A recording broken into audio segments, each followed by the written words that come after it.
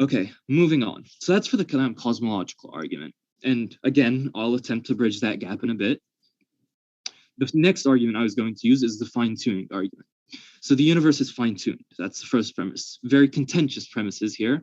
And if the universe is fine-tuned, it is either due to design, chance, or necessity. Premise three, it is not due to chance or necessity. Therefore, it is due to design. So it's proven by exclusion, right? We can exclude chance and necessity, so it must be design.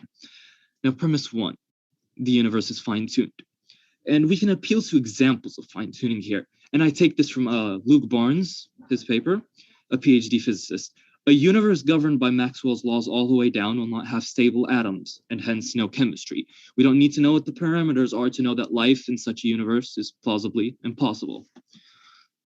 Two more examples. If gravity were repulsive rather than attractive, then matter wouldn't clump into complex structures. Now, this is important because you can't say maybe another form of life could occur, because this excludes any kind of life. Because if matter can't clump into complex structures, then you can't have life whatsoever, carbon-based, however else life you want to talk about, mysterious forms, you just couldn't have it because matter won't clump up. Moving on, if in electromagnetism, like charges attracted and opposites repelled, then there would be no atoms. Again, you can see why that no sort of life could emerge like this. So these are just some examples of how our constants, the constants of the universe, are fine-tuned because they permit life, right? When they could have not. And so we seek an explanation for why they are such that they permit life instead of otherwise. Then moving on. Premise two, if the universe is fine-tuned, it is either due to design, chance, or necessity. Now, this is just like a conceptual truth, right? Because the explanatory list, right, that you can give for explanations of fine-tuning, it's exhausted by these three. It's either necessity, it couldn't have been otherwise. It's either chance, we just beat the chances, or it's design. So then premise three, and this is, I guess, the most important one, it is not due to chance or necessity.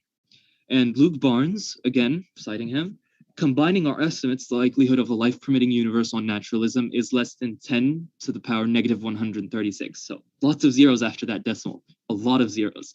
This, I contend, is vanishingly small. And so on naturalism, the universe is indifferent. The universe isn't going to pick out a set of laws that are life-permitting, right? Because naturalism doesn't care. It's not an agent. It doesn't want to pick out things that are life-permitting, nothing like that. It's indifferent to this.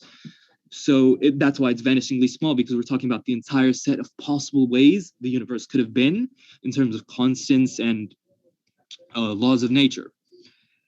So on naturalism, again, indifference. So it's vanishingly small there. Moving forward, why not necessity? Okay, so there's a few reasons for this. The conceivability of different constants. And so we mentioned conceivability before, but to disambiguate the notion, conceivability is not like imagining things in your head. It's not having a mental image of something. To conceive of something is for it to be conceptually possible. So, for example, Superman is Clark Kent, right? But it's conceivable that Superman is someone else, because the notion or the concept of Superman doesn't include Clark Kent. It just includes a superhero. They're distinct notions. You have to observe something about the world to know that Superman is Clark Kent. So that's an example of conceivability, and it's impossible, right? And this is to say that conceivability doesn't always mean possibility, because we're going to want instances of conceivability that don't entail possibility. Like, for example, I'd like to say that we can conceive that God doesn't exist, but it's not possible. But it's a good guide to it. It's not entailing, but it guides us to it. For everyday things we can conceive of, like humans having 3 heads, pigs flying, all of these things are conceivable. We have reasons to think that they're possible, right? So here's the idea. If something's conceivable, then we have prima facie evidence that it's possible. In the absence of defeaters, then we should think it's possible, right? So that's for conceivability. And we can conceive of the laws of nature being different. I can conceive of, for example, those examples I mentioned before with electromagnetism and repelling atoms instead of attracted. Moving forward, discussion of counterlegals. So a counterlegal is just like, it's something that goes against the laws of nature, right? Okay, I'll just, since it's on there, I'll have to skip. Where's the evidence, right? So it's up to me to ask, right? What's the evidence that they couldn't have been different? If you want to say they're necessary, you have to give some kind of reason, because it seems totally possible for them to have been different. And the universe began to exist. Is this the only universe that could exist? One with rare parameters that are life permitting? This is an interesting coincidence, and I'm pretty skeptical of it. And so, timeless, spaceless, immensely powerful, immensely intelligent, personal being that created the world and designed it, which follows from fine-tuning. And this all men call God. And I guess that's all I have to say. When it comes to fine-tuning, I realize I don't have much time left. I just completely disagree that the universe is fine-tuned. Yes, sure, we are in existence in a world that is very much chaotic, that could have turned out in many different ways. The thing is, we look around us. As far as we have explored the universe right now, we have not found signs of life on a single planet or satellite of all the ones that we have looked at. What we have is a planet that is full of disaster, full of chaos, full of destruction, and we live despite it while looking for ways to survive better. That doesn't look like fine-tuning, but perfection. One point you did bring up, and I think this is a really interesting point, is that what we do see is just that life is in a very small part of the world, right? And so, but the argument doesn't entail that the entire universe is going to be saturated with life. All the argument is saying is that the parameters are life permitting, such that life could exist in the world. And that's what's surprising, right? It's surprising on naturalism. No, that's the issue, because there's an indifference there. Naturalism doesn't care. It's not picking something out. So that's the idea. I'm not saying that the entire universe has to be saturated with life. If there's anything you want to comment on that before I move on. Sure, just a quick question. Let's make a difference between two thoughts based on the idea that the universe is fine-tuned and that life came into existence due to what you might interpret as fine-tuning and what may simply be an arrangement of things. Do you conclude that it is absolutely true based on these observations that there is a God, or that it is highly likely that there is a God who did everything? Are you basically asking whether I think each of these premises has 100% probability of being true? Yeah. Well, of course not. That's not how reasoning works. When you go into a discussion, like, most of the time you're bringing premises that are more plausible than their negations, right? Mm-hmm. And that's what I'm trying to bring here. Premises that are more plausible than their negations. I understand. The reason I'm asking this is that the fine-tuning argument rests on certain observations based upon which we say, okay, there is a chance of this happening and that happening, and based on all these different factors, there is a very high likelihood that this was probably purposely made so, instead of all of that coming into existence randomly. Not only that's a lot of leap of faith, but that's many leaps of faith to me. And you could come to many different conclusions. I could say, okay, maybe it is very unlikely that all of this was intelligently designed and planned. Accordingly, I certainly don't see it. But there's still a little possibility that it was not. So why would I use this to base my faith and my entire life on believing in a certain religion or in God? Because if we're reasonable people, then we accept the best explanation for things. Because the best explanation is just what we ought to believe. If we have a set of data, we have numerous explanations, and one of them is the best, then we just ought to choose that one and believe it. That's what, as rational agents, that's what we should do. And yeah, I'll just pass it back. And when I hear you say best explanation, what I see there in that argument as a best explanation is not that there is a personal creator who created every single one of us and expects from us a certain thing.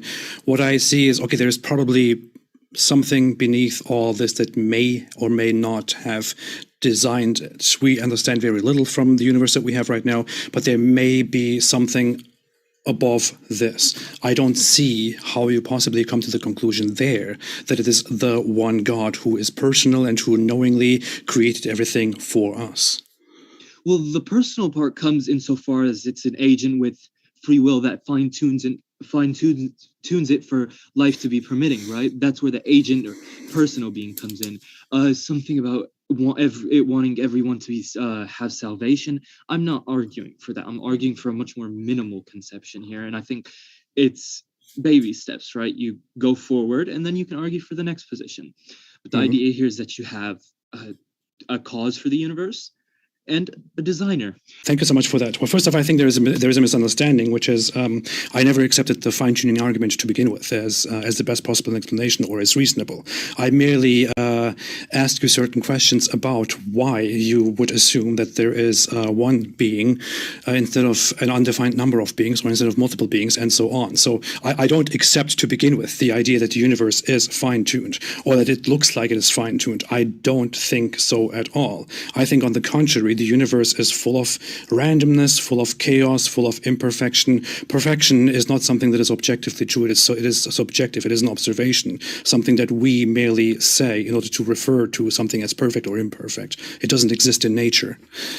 Do you want to? Yeah, I was hoping you would give me a minute to cover something like that. Sure. So about perfection, I don't think the argument entails that the universe would be perfect. In fact, I mean, on my theology, and I don't want to get into theology and scripture, the universe isn't perfect, and it wasn't meant to be perfect. And from the argument alone, you could not derive that it's going to be perfect. So that's not an entailment from the argument. The second one now was that it's chaotic. I think that's a very vague term. What does it mean to say it's chaotic? Are you saying that it's random? Well, what does that mean? If you're saying things are happening for no reason, it just straight up false, because things are happening for a reason, right? The laws, there's order, everything is happening, there's cause and effect, and things are happening according to an order. There's a rhythm, there's a rhyme to the world, and things are going about how they are. Okay, I can go on with that. So, okay, what I mean by chaotic is actually, I think, very simple.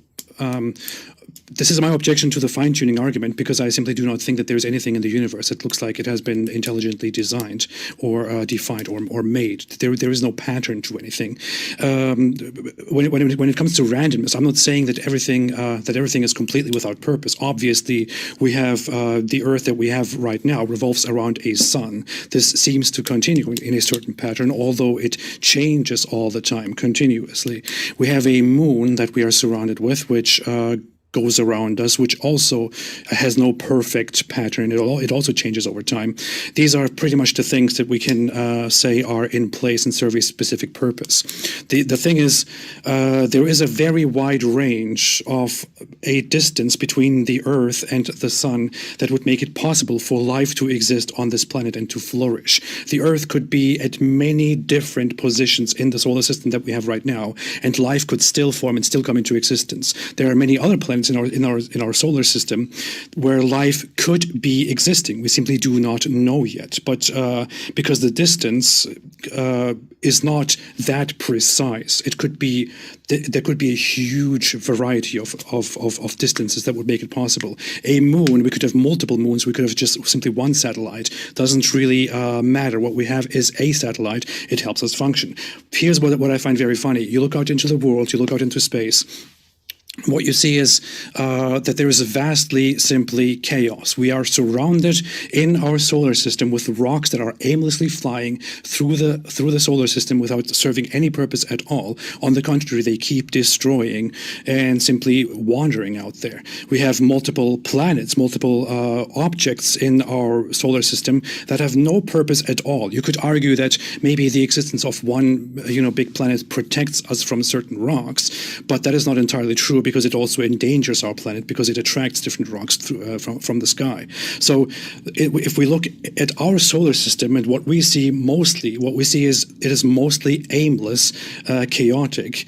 It doesn't make any sense. If you look outside of our planetary system, what it seems like is that many other stars out there, most stars out there, seem to make no sense, seem to have no aim, are mostly chaotic, came into existence out of chaos. The objects around them are chaotic, mostly serve no purpose at all. So far as we have observed the universe, what we have found is that among all the observed objects in the sky, in space, only ours seems to have found a way to function where life has successfully developed and lived for so long. So the best possible explanation here in this case, if we want to simply rely on the number of observations that we have made, would be that in the universe, it doesn't really look like everything was designed for life. On the contrary, it looks like we simply exist on this planet despite the chaos that we have. And even in this planet, we are currently talking about a possible large-scale destruction of the universe because of climate. We are constantly surrounded by chaos, earthquakes, this and that. So there is no proper design to this. Just because you happen to exist within all the chaos, you cannot simply conclude that this is designed. It's just